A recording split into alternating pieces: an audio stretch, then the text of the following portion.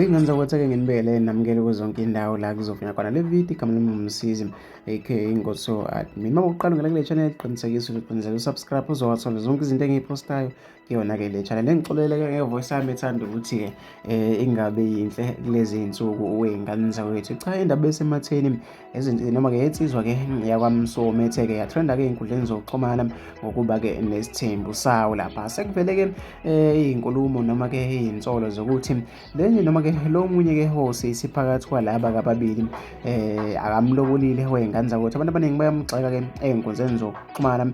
Nangomunye uthi-ke yenza-ke into e-right kulona omncane-ke noma-ke ungasuthathe advantage ngoba kubo-ke behlupheka. Ngeke-ke noma-ke uzohlala nengane yabantu ungayiloboli just because ufuna-ke ukubukwa. Nangomunye uthi-ke ibingatholakali-ke efonini baze bayithola-ke izolo, namanje-ke kuthiwa-ke ayikaze-ke ifike wey'ngane zakwethu. Nangomunye uthi-ke Nkosi yami iy'ngane zethu and incane le ngane igijimisa ibhodo-ke elicotsayo nje qha. Uthe-ke kusoleze uyombesa-ke ngoJulayi, hhayi Jesu-ke, and akwazi noma-ke akwazi lutho-ke ngokubuka nje wey'ngane zakwethu. Hhayi-ke ziyakhala lapha ey'nkundleni zokuxhumana.